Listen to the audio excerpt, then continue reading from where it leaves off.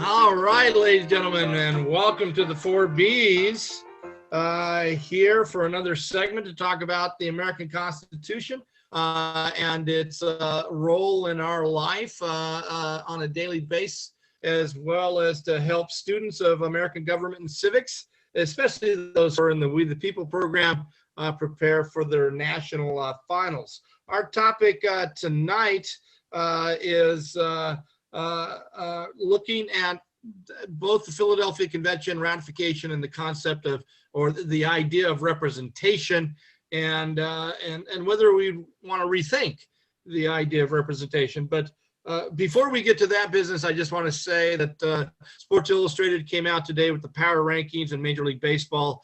The Dodgers are #1, but all of you should feel good because your teams are considered to be in the playoff picture there. I think with Milwaukee and the Giants, that's probably accurate, but I just don't understand why they'd add the Cubs to the playoff picture there after everybody. I just want to add that the Giants now have the 12th best rated farm system, outdoing the Dodgers at 16th, but not quite to the Padres at 7th. So it seems like your man Fareed is he's making some good changes for the Giants. We'll be there. That's like the story of your life. Everything enriching is somewhere in the distant future. Now, there you go. Thing. Any comments about the Cubbies there, Kavanaugh? No. Well, that's pretty definitive. If only we could get that. Wait, where am I at? Only if we could get that from the the founders here. Sorry, I'm loading some things up here. So I love this because the question starts off with a statement from Federalist 10 here, which, if you watched a previous segment, I have a certain opinion of the source of the writing, the inspiration of the writing, and things like that. But I got to ask this question to start off. Madison lays out this new American concept of republicanism. Do you guys think it qualifies? That is, once it's said and done, is this a Republican government based upon the language to enlarge and refine society, from Madison Federalist 10? Is it still a republic as a republic is understood? No. Good. We got another right to the point, a no. And Kavanaugh, Yeah. you looked more thoughtful on that one. No, it's my same comment as I gave for my beloved Cubbies. No, it's not. I mean, okay. We maybe should have Senator Mike Lee sit in with this one, but no, it's not. It's a and if you go to other writings of Madison, which I would encourage students to do, to see how it lays out, that there's got to be an element of the people involved and the people voting. So there is, if someone asks me what type of government do we have, I always tell my students we have a federal democratic republic. We have elements of all three of those. And so there's the idea that we have this new idea of a republicanism at Fed 10. No. I've often thought that, oh, go ahead, Mike. Well, I've often thought that Madison in Federalist 10, or excuse me, Publius in Federalist 10, actually has made an eloquent argument for virtual representation. The very thing that the American colonials hated, or allegedly hated, about the British system, that there was more of a trusteeship system. And Parliament constantly reminded them that we're thinking of you when we vote. Now sit down and be quiet.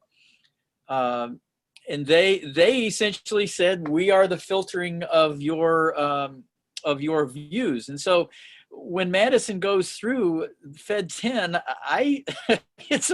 to me, there's a wonderful element of a British virtual representation argument, the refining and enlarging. I mean, that smells virtual representation to me. And remember, that debate continues through the ratification.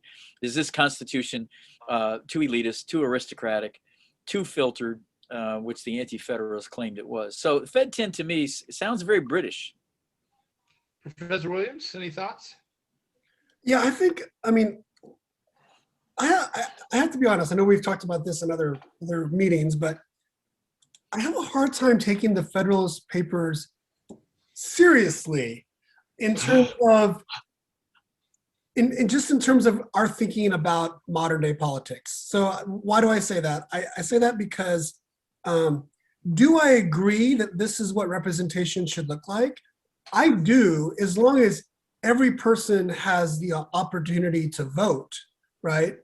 I do believe in representative democracy. I don't think direct democracy will work in any place as big or as diverse as we are. So I believe in this idea of refining and enlarging and wisdom and discerning. But this is written at a time when very few Americans could actually vote for those representatives. And then the next question is, now that we are at a place where that actually happens, is this real? Like, is this the way politicians really do their job? So I have multiple sort of issues just with even debating this in a serious way, because I don't know how well it stands up to where we're at. You're on mute, David. David, you're on mute. Yeah. Thank you, Professor Williams. To the students, I think this is one of the things, I'm assuming we would all agree, but maybe not, that they need to approach the Federalist paper, maybe this whole process, as a theoretical process, that they're theorizing in the Federalist Papers on what they think is going to happen with this structure of government here. They're practical and pragmatic politicians, but in the end, they have no picking idea how this is going to play out. And so in that sense, Mike, I might agree with you, but I am curious, Professor Williams, that if you had to point out one major flaw in Madison's argument in Federalist 10, what would that be? And that question is also to Professors Kavanaugh and Moore there. But I'm curious, what would you identify as the major flaw of Federalist 10? Well, if we just jump to presentism, I think Madison had it completely backwards. I don't think there's a fear of majorities as much as we should have a fear of minorities, and specifically the sort of moneyed class that currently runs our political system. I think Madison was smart enough to know exactly that was the case when he wrote Federalist 10 as well, because this is very much a document that's letting everyone know that you don't have to be fearful of this new Constitution, because that majority is not going to come take our property. So don't worry about all that. So yeah, I think it's a little disingenuous, and I don't think it actually points out what the real challenges are in a democratic republic. Well, I think, and I'm going to disagree just a tad there, Mike, in the fact that if you read in other places in Fed 10, this is what I was directing my students to, where Madison talks about the different faculties in men. And that's the first object of government, is protecting these different faculties from which property arises. And so the essence he is defending, in my view, he's defending this class system. And as much as I really love Madison, but I also think that he was so naive in human nature and missed the boat on so many things. I think if you read moving away from the idea of factions and enlarging the republic and expanding the sphere and all this stuff, when you start reading about this idea of protecting the different faculties in men from which all property arises, and that's the first object of government, is protect those different faculties, he really, in a way, is describing right now, right? Because if you think about some of our major complaints that we've had about the system where we are right now, is it a minority controlled government? Is it that is protecting the moneyed interests over the needs of the people? So I think, and I don't think he intended this, but I think and for students, you probably have this, the American legacy, right? And it's on page 41. The protection of these faculties is the first object of government, from the protection of different and unequal faculties of acquiring property, the possession of different degrees and kinds of property immediately results. and from the influence of these on the sentiments and views of the respective proprietors ensures a division of the society into different interests and parties. It's laying out the idea of classes are going to exist on the basis of on the basis of property, and governments are there to protect that. Well, he also included religion as the basis of faction too. I guess I would say that he got Madison misunderestimated.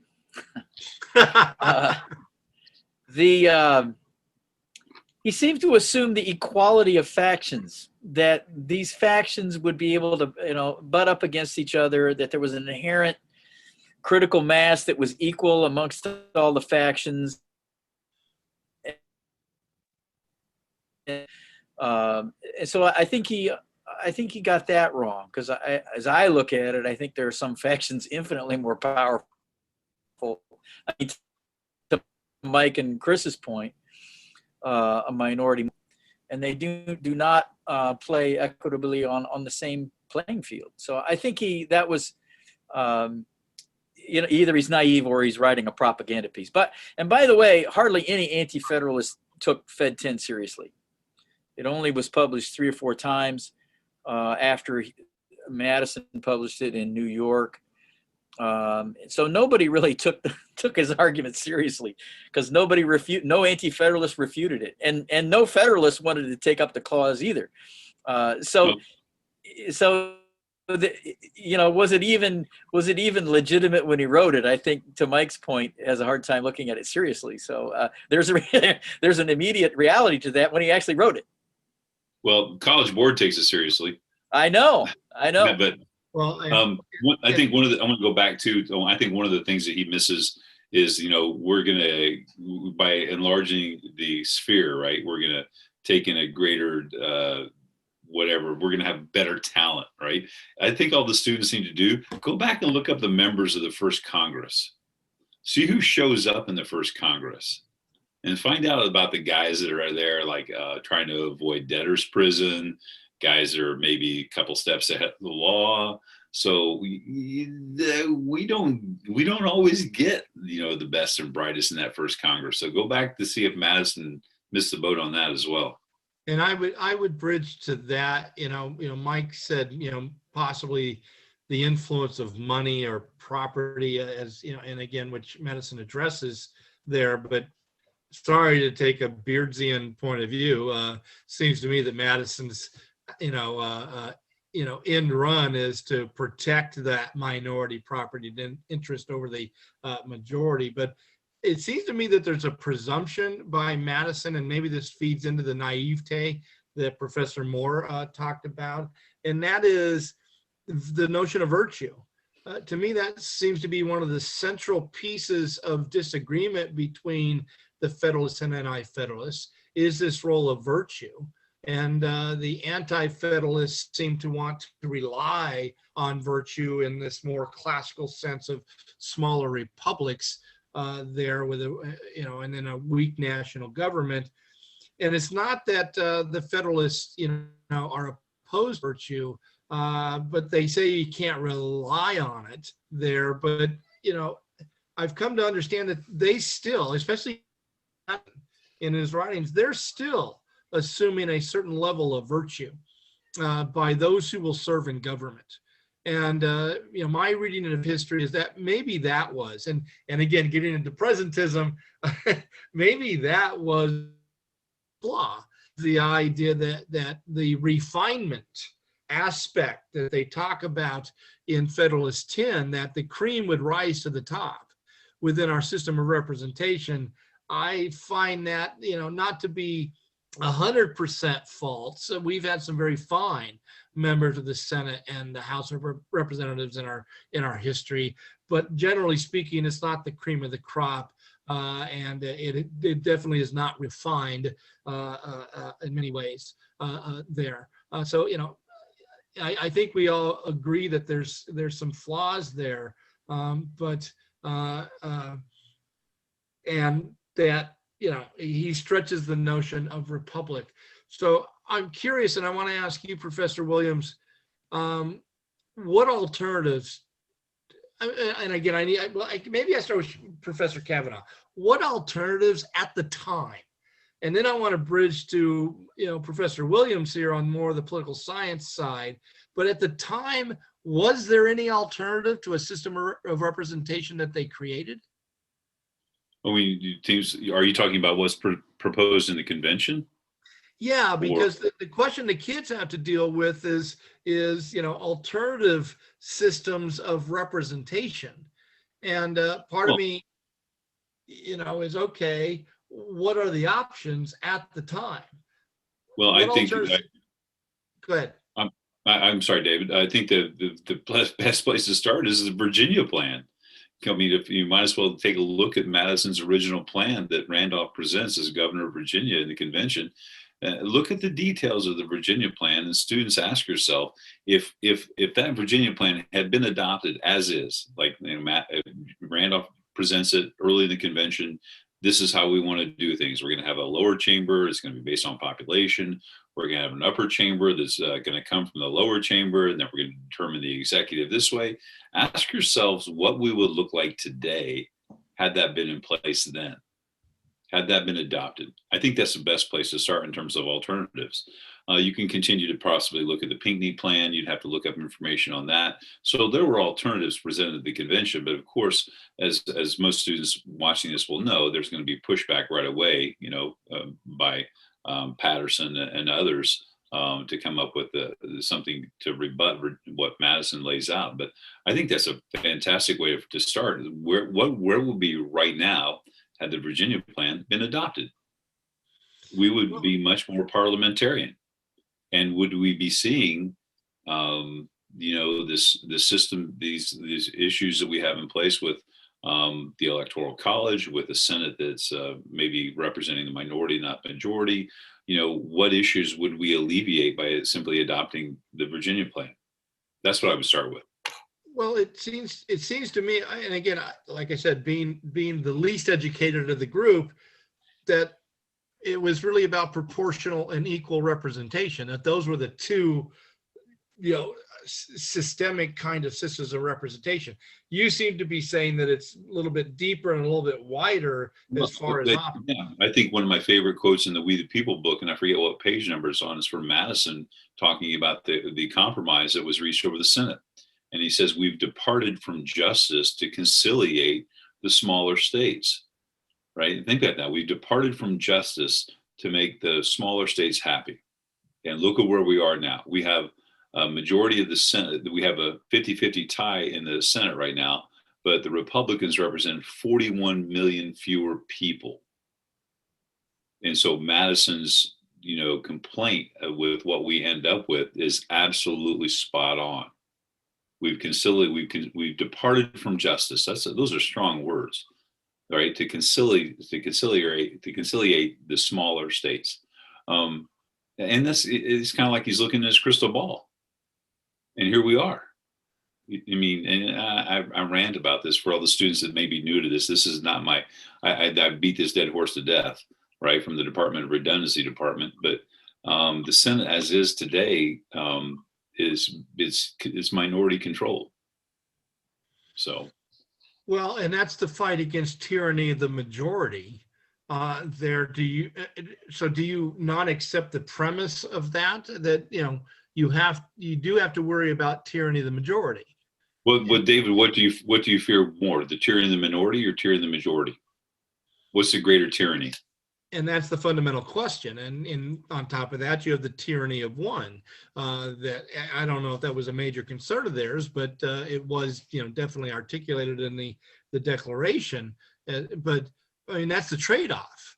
It seems to me they're trying to find this balance between, the House and the tyranny of the majority, the passions and whims taking over the House with the Senate. And so your alternative is to go totally proportional, and that's because that's what the Virginia plan proposed, right? Mm-hmm. And you're okay with that, especially given that your entire life you've lived in smaller states. I know, and I have this debate now. I live in one of the least populated states in the nation right now. And my two senators, have an immense power, right? In proportion to our population, as opposed to your two senators, for you and Professor Williams. I mean, think about the number of people that your two senators represent versus the number of people my two senators represent. My senators are killing you guys. I don't think it's your senators versus my senators. I think it's much more of this informal alliances.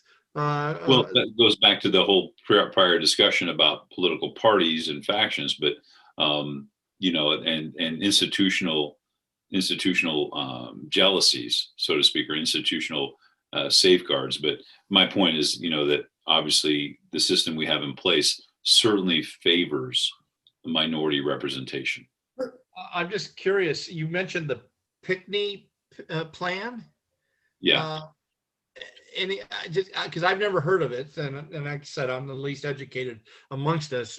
What did that entail? Tim, well, we don't know. Yeah, we don't know. We don't. Well, because Pinckney mentioned that he had a plan.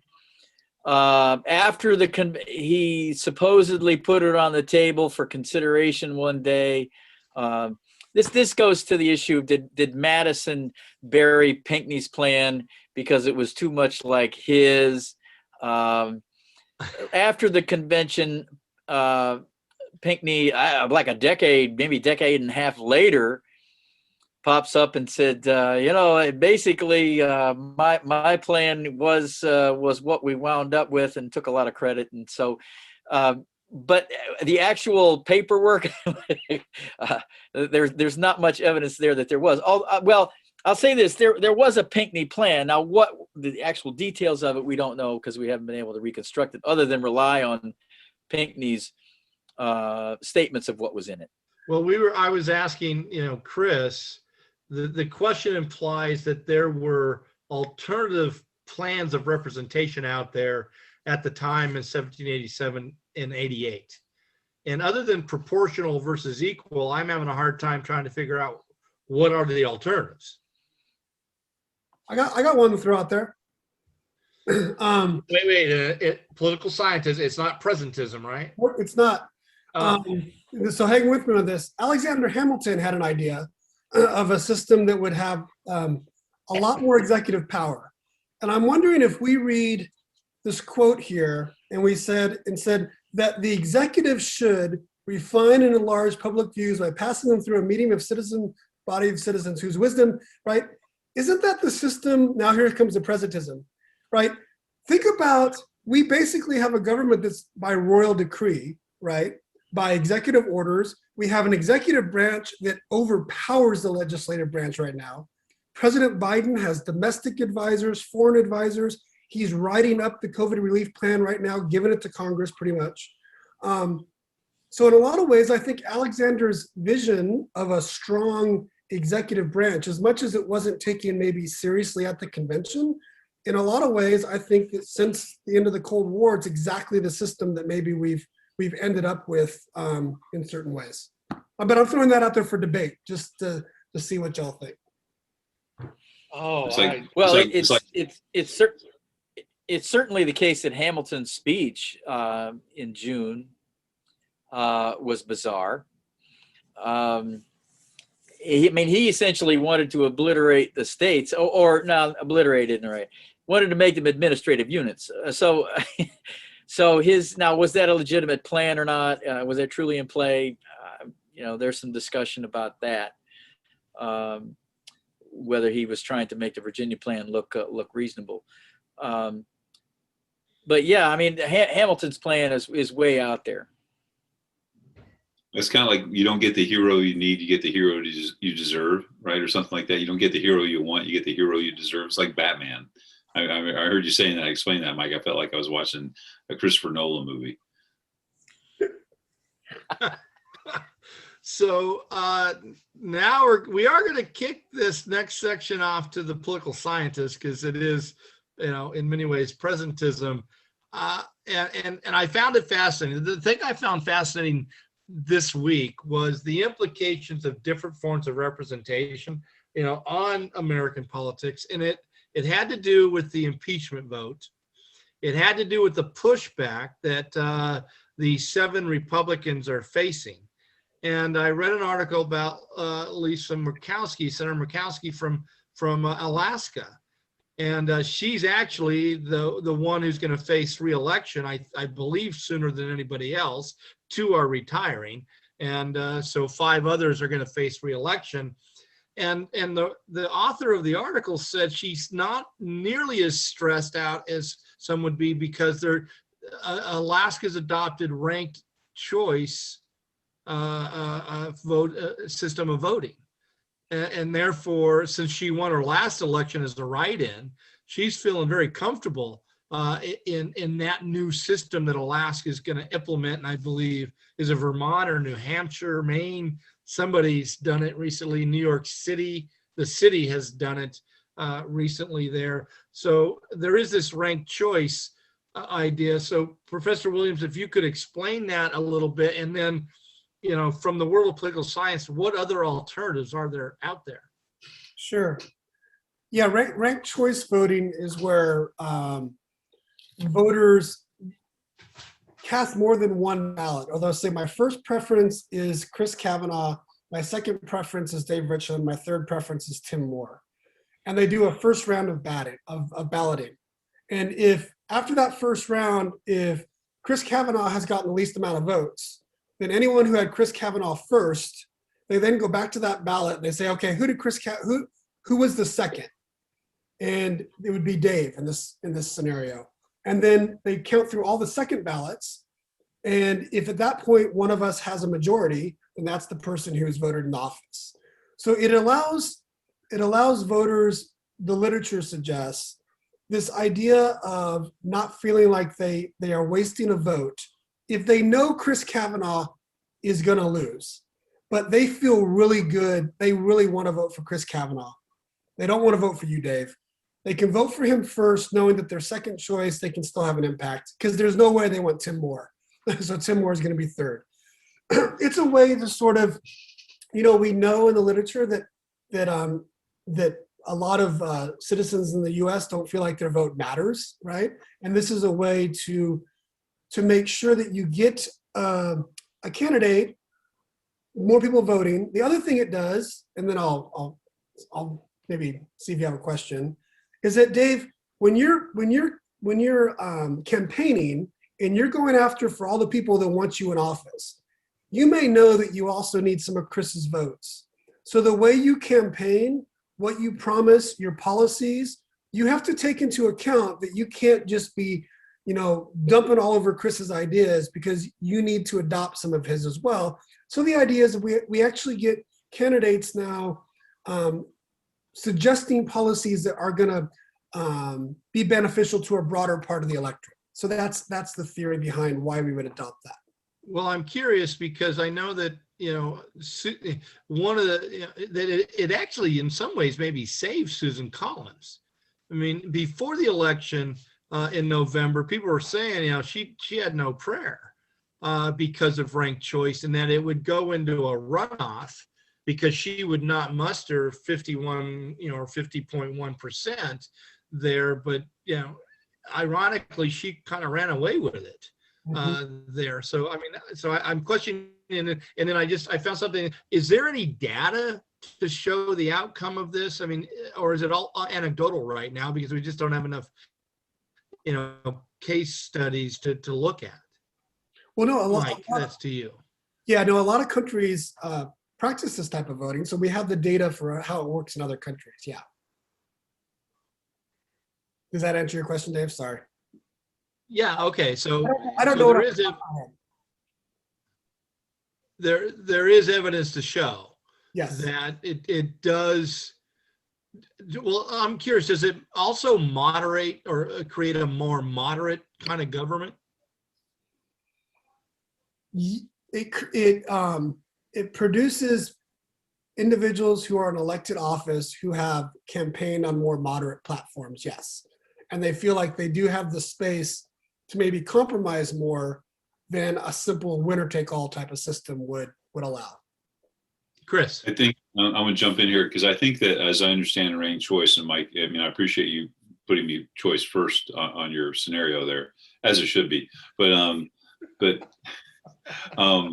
I think one of the goals is to eliminate the extremism that we see, because now the fear is that, you know, people are running in safe districts. You know, some of these districts are so safe. They've been gerrymandered so much that, you know, you can put up a ham sandwich and put an R or D in front of it and it's going to win, right? So now the fear is getting primaried from a more extreme position. With the ranked choice voting, as I understand it, that eliminates that extremism. Is that a fair assessment, Mike? I mean, Yes. I'm going to defer to you on that. So that's what I understood it to be as well, because and I think you may have said this, it could pit two Democrats against each other. It could pit two Republicans against each other. And so the idea is that, you know, those people that are on the fringes, those folks that are throwing out, you know, about Jewish space lasers, may not actually get the vote. Yeah, that's right. Okay. So what other, Professor Williams, what other options are there out there as far as the 21st century of systems of representation? Yeah. I mean, in terms of the term systems of representation, it's a pretty broad term. I didn't write it. It's absolutely. I'm just saying, in terms of another type of electoral system within a broader representation system, my favorite electoral system is Germany's. And Germany's is a system where it's called mixed proportionality. So voters will go to the ballot box and they'll actually have two ballots. And one ballot will be proportional, where you vote for a party. And the other ballot is you vote for individual candidates who will represent you in a district like we have in the United States. Germany also adopts for the proportional that your party has to get at least 5% of the vote to get seats, thereby keeping out very radical or parties that don't have at least 5% support. And then what they do is they divide up the lower house, and that so many seats go to the PR and so many seats go to the single member districts. And then that's how they govern. And what it's created coalition governments that have been able to pass some good legislation over the past 20 years. Germans vote more frequently than Americans do. They like the idea of PR, but they also like the idea that there's someone they can get on the phone and call when the welfare check is not arriving or when they have a concern. So if I were going to pick an electoral system for the US, it would be that mixed proportionality system. So I am curious, how does gerrymandering, and again, I have no idea about Germany or any other country as far as drawing legislative districts. It seems to be that one of the key factors in our system of representation is, of course, you know, the 10-year requirement that every 10 years we redraw districts. And that has a fundamental impact on the outcome of representation. So, I mean, is there, you know, any connective tissue between, you know, whether it's ranked choice or the German system, Mike, of our system of gerrymandering? I mean, would our system of gerrymandering undermine pretty much any reform? Because you can gerrymander districts, you know, in such a way like Wisconsin. Wisconsin's probably one of the worst. Sorry, Tim, but it's probably one of the most, you know, abusive uses of redistricting power, from what I understand. If we look at, you know, voting percentages and things like that. Right. So does gerrymandering undermine any reform, and therefore that whole system has to be dealt with? I'm just curious. Again, it would depend on what you decided your goals were. I like to tell my students that voting is important, but what's most important is how votes turn into power. Yep. So you mentioned Wisconsin. I think the Republicans can win 40% of the votes, but get 65% of the power. Yep. Now, Yeah, exactly. if that's the sort of disproportionality that you want in your system, then allow the parties to draw the lines. You could have the German system and have political parties draw those single member districts. But I imagine, Tim, correct me if I'm wrong, if there were half of your seats in your state legislature that were simply PR vote for parties, I imagine I imagine that, my friends in Madison, there's going to be at least some Green Party, maybe even more radical than that. Maybe upstate, you're going to have your good old Patriot Party or Libertarian parties. And so in that legislature, even with half of the seats still going to these gerrymandered districts, right, the way that politics would be practiced would be so radically different, because all of a sudden now you have Greens, Libertarians, Patriot Party who actually can vote and propose legislation. Yeah.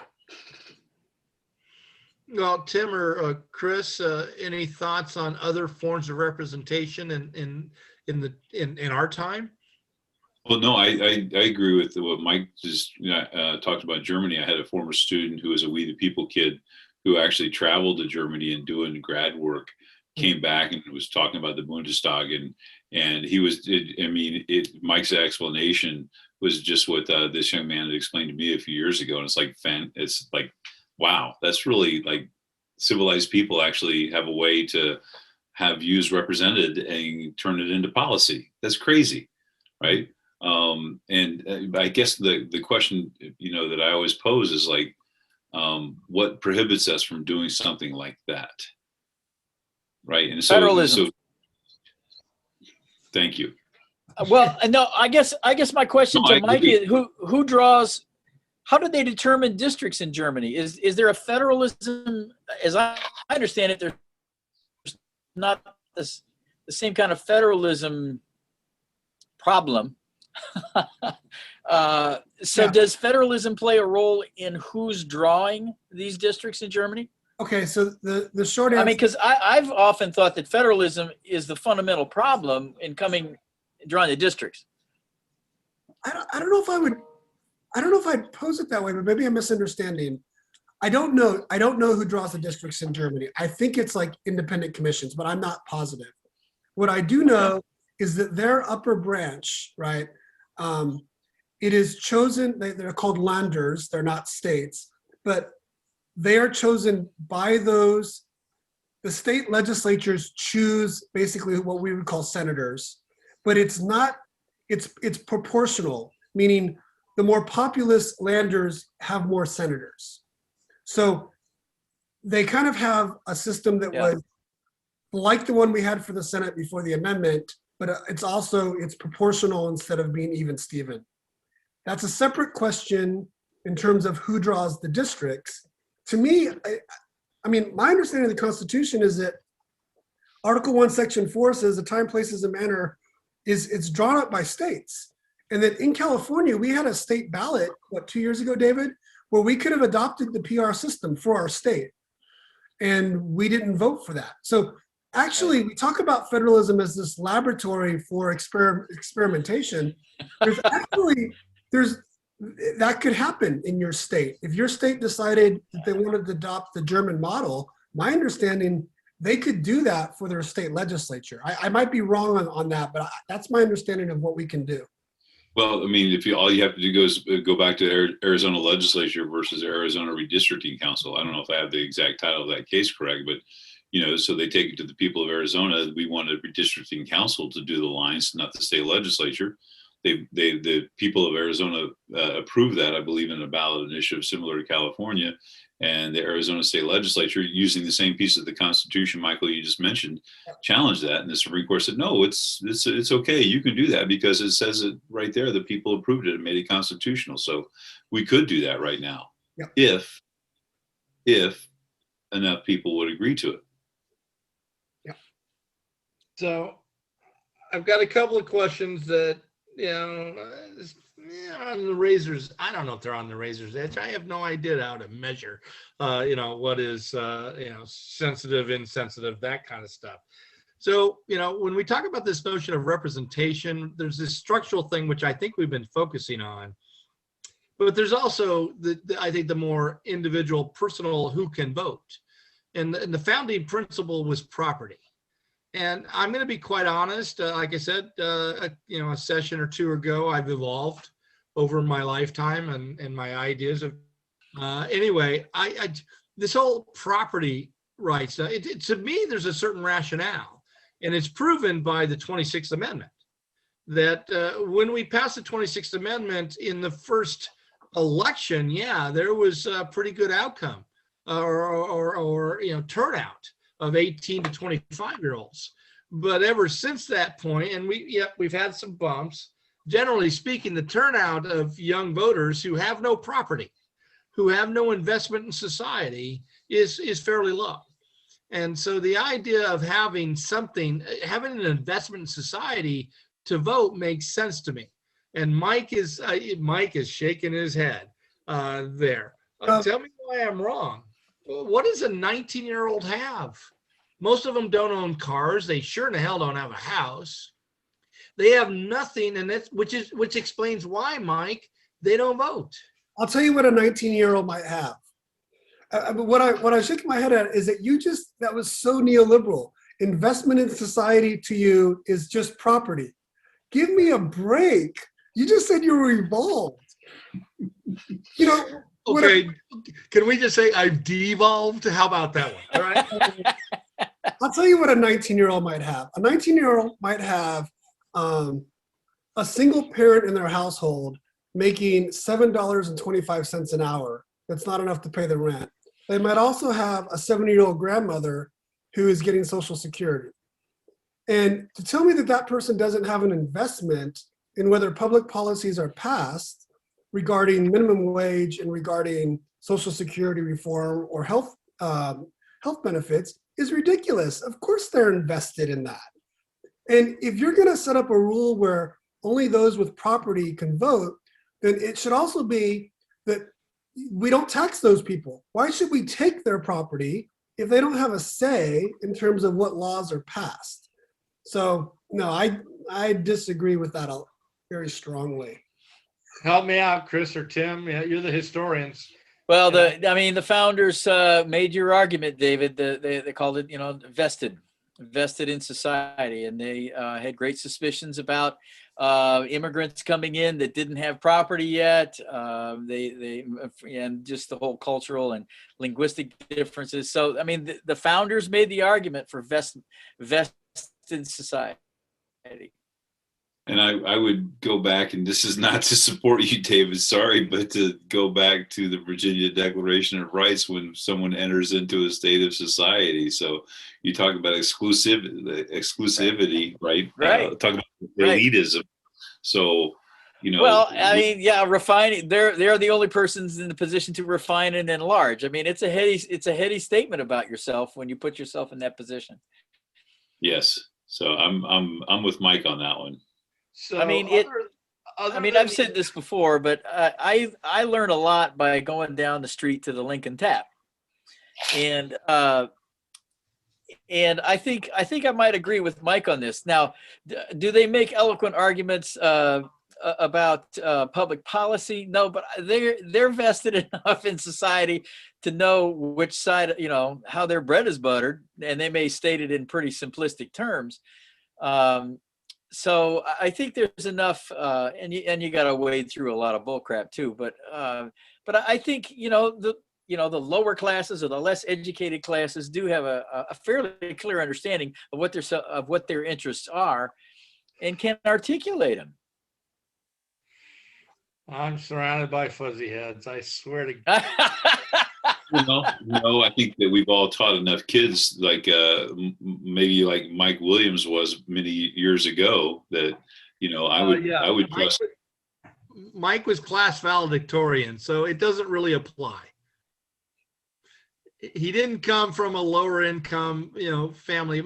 My problem, Tim, is your description of, and it's warm and fuzzy, and God, I can just see it on television, a nice local social gathering place, and which different people, and the huddled masses together, but they're also the most susceptible to what the framers feared, and that is, we'll call it populism today.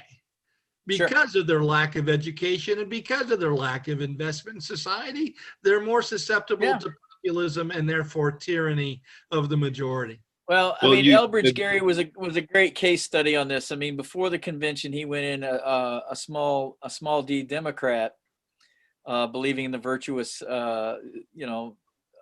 virtuous citizens. And then Shays changed his attitude when he got to the convention. So I mean, I think some of it may have to do. I mean, historically, I think when we exist on the timeline and what's going on. I mean, right now we're scared to death of angry populism on the right and the left. So I think circumstances to a large extent do dictate our predispositions and preferences of what we think about aristocratic, natural aristocracy, or whether we're small D Democrats. Well, I think I can go back to something Madison wrote in, was that maybe the National Gazette, Tim? I don't know, you're going to tell me on that. But if the people are not up to the task, you don't take it away from them, you enlighten them, right? And so you don't like say, okay, well, you guys are going to sit down at the Lincoln Tap, and you guys, man, I'm not sure we can trust you guys, right? Or you take it the other way. You folks at this, whatever gathering place that maybe fuzzy heads will get into. Yeah, you guys probably don't take it away from people. You enlighten them. I think that we continue. I think that it's a slippery slope when you begin the idea of like, who can we take this away from, or who can we trust with this? I think the idea is, and this is part of the issue, is that we've seen this happen so much that we've made it so much harder for people to vote in this country. And we put up more barriers, and I think I think we do that at a disservice to people. I think we should make it easier to. There are all kinds of things that we do to make it easier and more acceptable. Make the ballot box more readily available to people. Mike, I know you looks like you want to. Well, I think we need to be careful. To Dave's point, I mean, the last I checked, Ted Cruz graduated from both Harvard and Princeton, and he's a millionaire. And if there's someone on the right now who you would say is, articulating populist ideas, it's not always going to be the masses at all. So, I mean, that seems to be an argument for people need to have certain education or information or values before they vote. And that to me is separate than whether they have property. So,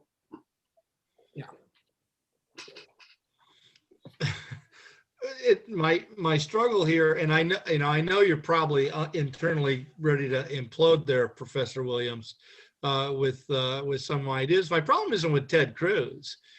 Ted Cruz is the very essence of refinement, having gone to Harvard and those things. It's the followers. It's the followers who can be easily manipulated. And it seems to me that, and in fact, in rereading Federalist 10 and some other literature in the last couple of days in preparation, is that's the biggest challenge we face today. And I guess here's my expression is here's, I guess, my, I don't even know how to say this, but this populism, this form of representation that we have, is grounded in a certain disconnect of what government can and cannot do there. So that's kind of where I'm coming from. And remember, it wasn't, where I started from is the rationale of the framers and their designation of who could vote, and then I find some legitimacy to that, Chris. I don't want to take anybody's vote away necessarily, but Dave, I got to tell you, I'm flashing back here to when, and I think I've mentioned this story to you guys before, when John Patrick actually came to work with my students one time. And for the students watching this, John Patrick is probably one of the founding fathers of the We the People program. He's a professor emeritus at Indiana University, and just a incredible scholar in our network. And so he's working with my kids, and he's sitting down like John Patrick and two kids. And I remember, I know this kid, and it's like this kid's name was John as well. And so he's working him into this. He's setting this trap. and finally said, well, yeah, based on kind of the same premise, David, that you were setting up, he goes, I think there should probably be a test then for voting. We should give people a test to see if they could pass like the citizenship test. And my kid is like, he's like mounted above the fireplace. He's taking that bait so quickly. And I'm going, no, no, no, no, no. And then he says, yeah, we should have this test. We should make people pass the citizenship test and everybody should take it. And then Dr. Patrick's like, oh, you mean like the literacy tests we had people take to make sure that they could vote? And then my student's like, oh, probably not. So that's my concern, is that when we start setting these bars like this, who has access? And that just troubles me. I think that's one of the problems. Go ahead, Mike, I'm sorry. Well, David, I think you're identifying a problem in the political system. I just don't know if I think your diagnosis of what the solution is best. I mean, I think that we need to think about expanding the pool of individuals who can run for office, right? I mean, right now, voters, I don't think have as much choice as they should have. And the fact that in the House of Representatives, 97% of them are reelected every time. Why is that? It's because to run for office is expensive and it's hard. And I think rather than limit the voters, we should think about ways of expanding those who vote. Or I don't know, what was I reading recently that one of you sent me or something? Maybe it wasn't. No, it was Astor Taylor's book. And thinking about the Greeks and the lottery system, man. And just pulling a name out of a hat and say, for this year, you are going to be going up to Sacramento and thinking about these bills. It's not as crazy as it sounds, because we have envisioned self-governance, but we've given so much up to the elected politicians and to career politicians and to moneyed interests that it feels like we're really far from what our roots were with that. But I would say that we're right back to Fed 10. We're right back to Fed 10 and these different faculties and men for acquiring property. And that's what Madison lays out. And that's why I think he was, prescient in that point. And David, I agree with you on misinformation and people being easily led. But I don't think restricting that is the answer. I think the idea of getting away from gerrymandering, as we've talked about, money in politics is just a huge issue. Right. And as Michael just addressed with running for office, there are other ways we can combat this. And I used to not be in favor of term limits. I'm in support of term limits now, just because of things. So I think there are other things we can do other than restricting access. But I do believe it's information. Yeah, I'm curious, Professor Moore. And I think what Mike and Chris are referencing is this kind of professional political class that we have and the incumbency rate. It'd be interesting. I've not compared our incumbency rate to other countries. I know it's over 90% of members of the House get reelected. Every election cycle there. How does that fit with the framers' intent of representation? Did they intend a professional political class? Mr. Moore, or? Well, it depends. Yes and no. I mean, some states there was a professional class, and as in another context, I've mentioned that there were political machines. But also within some of those states, there were unknowns. Like in the state of Massachusetts, it was, they often didn't really know those folks in Western Massachusetts, so they didn't know truly what they thought, and often they didn't know who was going to be showing up to the legislature in Massachusetts. And that's the same in Virginia. So there always was a mixture of this elite career politician. I mean, a lot of our founders were career politicians, and if they've produced a decent system, we should thank them because they were around a long time in political office. So I mean, at the founding, there was a mixture of career as well as a fair, like the revolving door in some parts of their state political systems. All right, so we have Professor Kavanaugh just for a few minutes, so I want to wrap up our session by asking my three colleagues what advice on this question would they give to students? That is, what would they ask students or tell students to really think about vis-a-vis this question. It could be content, it can be style, whatever you want. So Mr. Kavanaugh, related to this question about representation, Federalist 10, what would your key advice to students be as far as thinking about the question? Well, I would think about Fed 10 in terms of, well, one, what Tim had said earlier about how much credence was given to it at the time, which was not much. The other thing I would think about, here's Madison with these lofty ideas about how we're going to expand the sphere, right? We're going to take in a multiplicity of interests and we're going to refine. And this is, in a way, I don't want to say it's a sales job, but it's kind of a sales job about how we can take this whole idea of republicanism and turn it around and make it a big republic and not a small republic.